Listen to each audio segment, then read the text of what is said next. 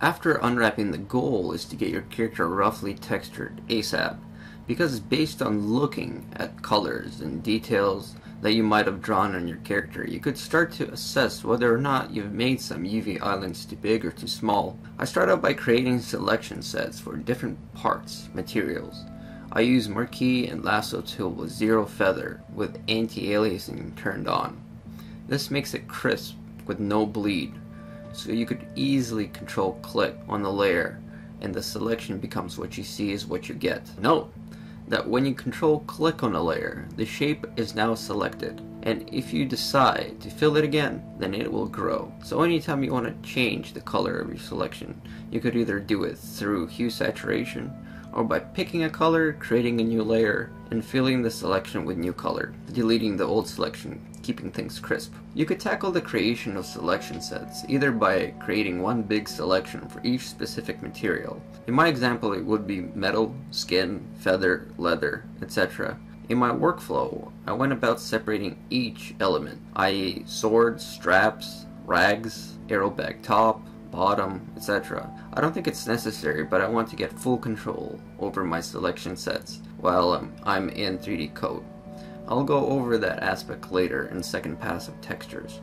Now, for the sake of adding detail, I clipped another layer on top and quickly picked colors from the concept, filling parts of the selection with gradient. But if you had lots of details on the model, then roughly draw them in as well. All this work is pretty much throwaway work, but is essential in understanding what to do next. At first I wanted to include highlights and shadows within the diffuse map, then realized that that won't work with the PBR light rig in Unreal 4. In this pipeline, 3D Coat comes last. This is what I meant when I said that I divided each element into its own layer. So here we have all the elements separated out.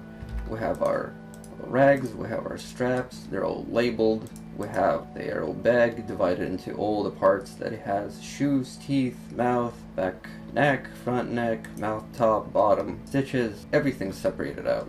They're pretty much selection sets, but each selection set has already flat color associated with them, and that color was picked from the concept. So you can get your first pass for the character through simple selection sets. Also, for these parts right here, I added a bit of gradient to it as well, and I basically clipped the layer on top of the selection set. Arm G represents gradient. We could have done it another way.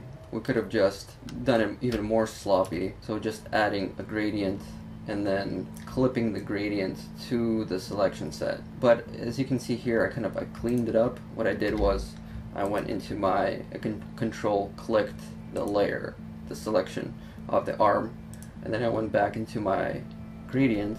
I inverted the selection and then I deleted it, and I got this. And this is done because in 3D Coat, when you import your PSD file, the layers don't stay clipped and you have to re-clip them. But if you actually clean the gradient up a bit and it comes in like this, not clipped, the gradient is exactly at the place where you want it to be, even though it's not clipped.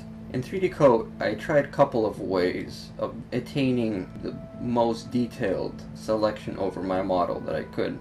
The first method is actually this: separate it all out. You separate each element of the UV into its own layer. But what happens is when, I'll demonstrate this later, what happens in 3D Coat when you select layer, you're able to just paint on that layer, but you have this marquee selection on everything else, and for some reason it kind of slows down the computer.